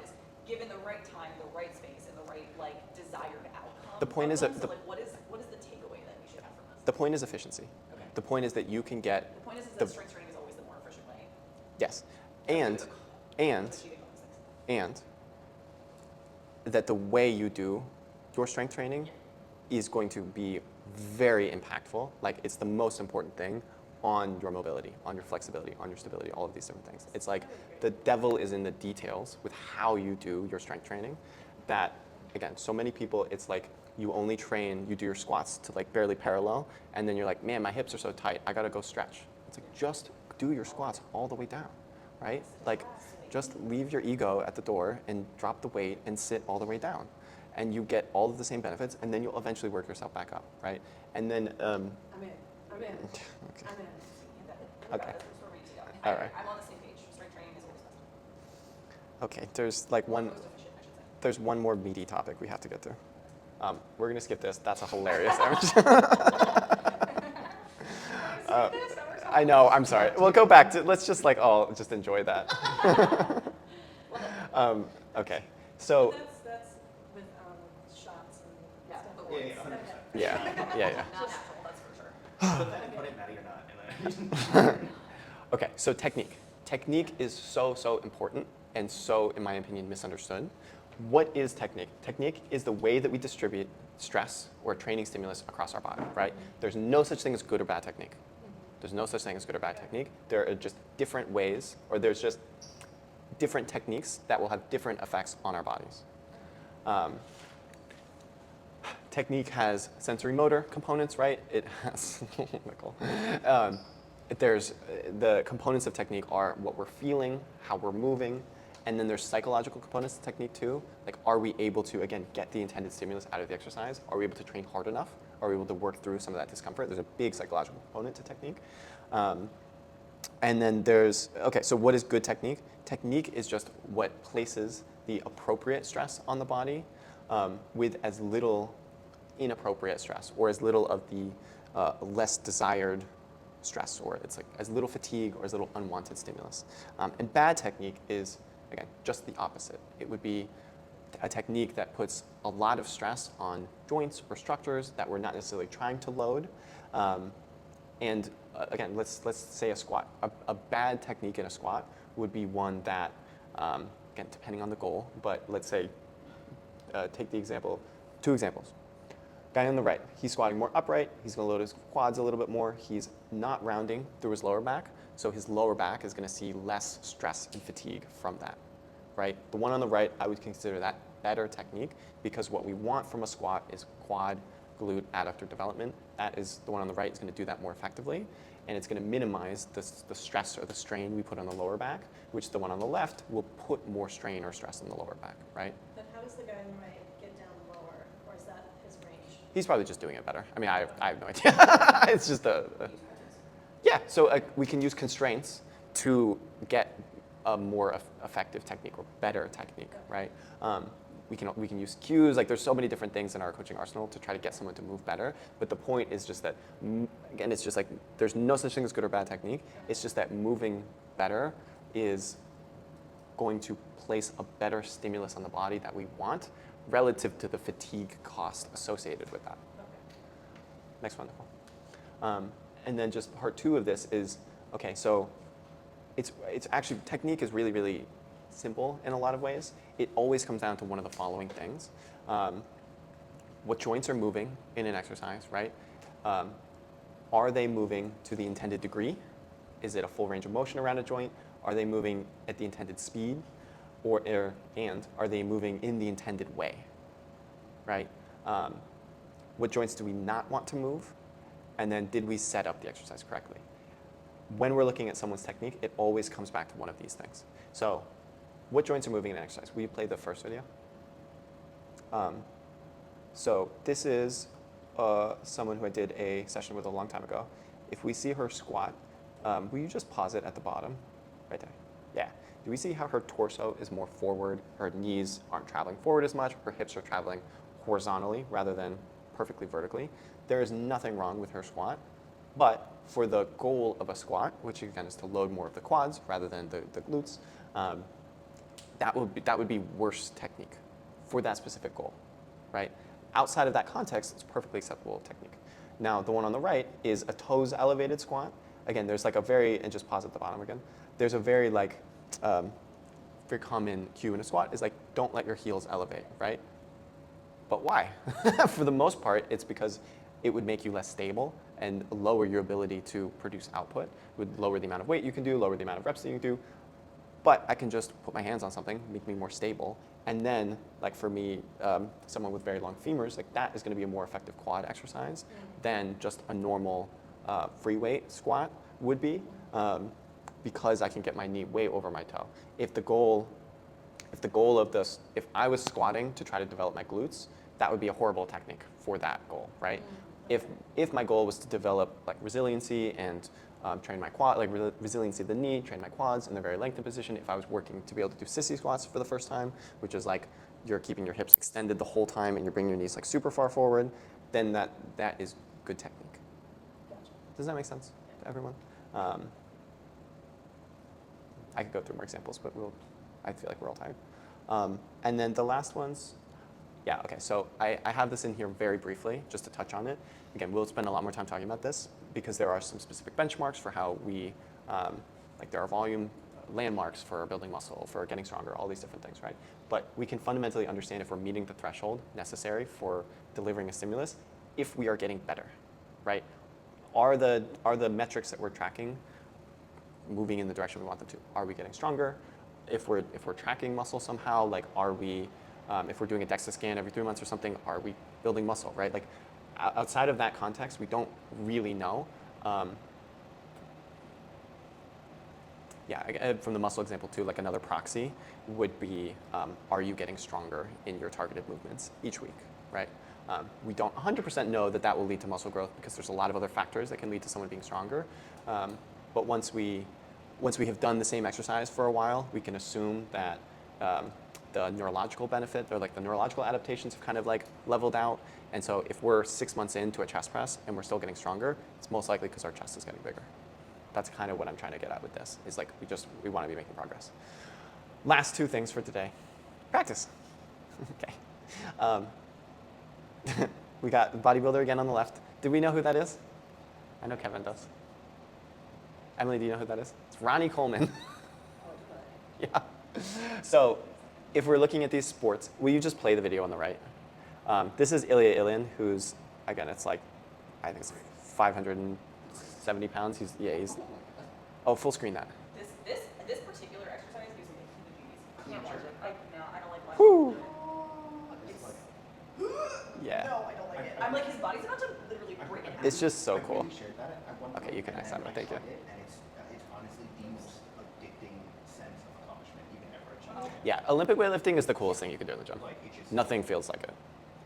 It's also the most dangerous, But and it's the most. watching somebody do it, I'm like, you look like you're about to snap her. That's only because you haven't done it yourself. Yes, I have. You have? Yeah. Oh, I didn't know that. Thanks. Oh, I didn't know that. Wasn't lifted 500 pounds above my head, but Did you finish? yeah, that's nice. Oh, I didn't know that. You never told me that. Okay, whatever. We'll come back to this. For my intake sessions, we talked about it. Did we? Oh, that was a long time ago, Emily. Compete in it. Yeah, I competition. don't Yeah, remember. you compete. Okay, I'm sorry. I take that back. I still like it. Okay, if we want to look at categorizing these three different sports, right, we can categorize them by the different, essentially just the different demands of them. We go to the next one. Powerlifting is going to be, there's a really big skill component, there's obviously a really big strength component, there's also a big muscle component, and the majority of them are medium ground, right? Bench press, maybe whatever. Bench press, deadlift, squat, they're all medium ground exercises, but really it's like skill and strength, kind of the same thing in powerlifting context, and then it's like how much muscle do you have, how much potential for strength do you have. Bodybuilding, it's all just how much muscle you can build, right? Don't care about skill or power or strength or any of these things. They're just tools to be as big as possible. Olympic weightlifting is much more skill and power. There's a huge flexibility component. You have to be able to squat super deep with your arms overhead, right? Like overhead squat is incredibly demanding flexibility-wise, similar like medium ground exercise. So I just put that comparison up there to try to break apart some of the differences between these things. If we go to the last one, we got high rocks versus CrossFit. High rocks is just much more, it's obviously much more running, so it's much more, it's just to say that like CrossFit, there's a very high skill level component to it. You're doing a lot of different types of movements. You're doing Olympic weightlifting, you're doing gymnastics. It's also much shorter. It's much more like anaerobically demanding. It's much more like you have to have a super high VO2 max. Like it's more like output in a short period of time versus high rocks is more like capacity or output over a long period of time. So yeah, we didn't necessarily have the time to go into the examples as much as I thought would have been interesting, but I have them in here just to say that like we can use these frameworks to try to understand that everyone's goals will come back to one of those adaptations, right? Everyone's sport, everyone's whatever is going to come back to one of these things, and we can put training or put training interventions or specific exercises in someone's program to develop one of those specific things so that they can then take those to move them closer to their goals. Okay, that's the end of my speech. This was too much to do in one day. Yeah, let's do it. What adaptation was I going after? Well, you wanted to get jacked and lean, so yours was probably more around like having a very low body fat percentage. So it's not one of the adaptations. It's So like when I was training, I was like, is it just, because it wasn't really strength, I was to like not lose stuff. yeah. So Is like that, like also valid in adaptation? so I guess I just wouldn't call. I think the reason why I don't have like weight loss or whatever as one of the adaptations is it's not really a training adaptation. It's more a it couldn't be a byproduct, or it's just like a physiological process that is reflective of being in a calorie deficit. And so if you're training to get jacked and lean, it's about maintaining or building muscle. So the adaptations you were really going after, like that's why we had your program in this specific way of like, it was more constrained, it was more, we were choosing higher ground exercises, we were trying to take specific muscle groups and make sure that you didn't lose any muscle while we pursued the kind of like weight loss side of it on the side. It's like, can you use cardio to further your weight loss goal? Definitely. Of course you can. Like, do you have to? No. Again, like weight loss, fat loss is kind of it's a whole another presentation, right? Yeah, well, it's just what I was curious about. Maybe that's programs for these adaptations. And I was like, For yours, it was about maintaining or building muscle. That was, in the context of your goals, again, that's really what your training was around. And now that you're around, right, like you're running the marathon. Running, yeah. Now we're on endurance and power. I did my notes. Yeah, Endurance and power. there you go. I So, was in a program before, it was more strength focused, it was just like given the circumstances where you actually gain muscle mass, and then you were just basically it. So Yeah. that was what her adaptation for her program was built on. was- totally. Yeah. Okay. Yeah. Makes sense. That's what I thought too. Mm-hmm.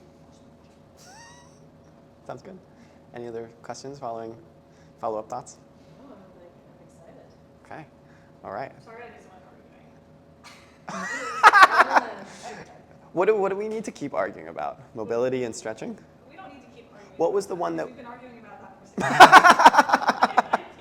I hear that we're both too stubborn to come to a conclusion. We just have to live in our own separate little world. Because I feel like you're actually Agree to disagree. Yeah. No, it's just Well- entering every conversation about a topic. He's entering with the perspective of like what the specific clients that go to Woven want, and I feel like Yeah. we're arguing more generic. Well, and I don't disagree Well- with his statement that it's more efficient to Yeah. train flexibility with strength training. I don't disagree with that. Right. It was more or less when it was first brought to me, it was giving, I hate stretching. Yeah, I mean, the literal phrase was, "I don't believe in stretching." Yeah. No, And I was I was like, just joking. and If, Right. I know. I was like, if and when I said that, that's obviously not true. right, which I'm like, Um, that's fine. We're not actually opposing. No, it's I have just been steeped in working Yeah. with, so it's two things. I've been steeped in working with a specific type of client for a very long time, right? That type of client is very busy. Yeah. They have so limited time Yeah. that it just doesn't, they have so limited time and like, frankly, are, I can say this in a nice way, like probably not of the genetic like potential to just make a ton of progress super easily, right? So it's like the progress that we're making is really hard. It's really hard to like build muscle. It's really hard to get stronger. It's really hard to get fit. And like you need a lot of time to do those things. And if we're spending time stretching, we're spending time foam rolling, we're spending time like doing things that aren't moving the needle, it just feels hard for me to justify that.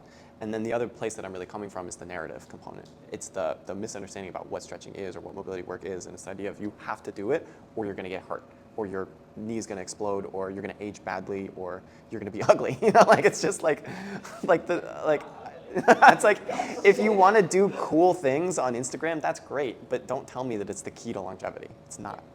Not on the research that I've done.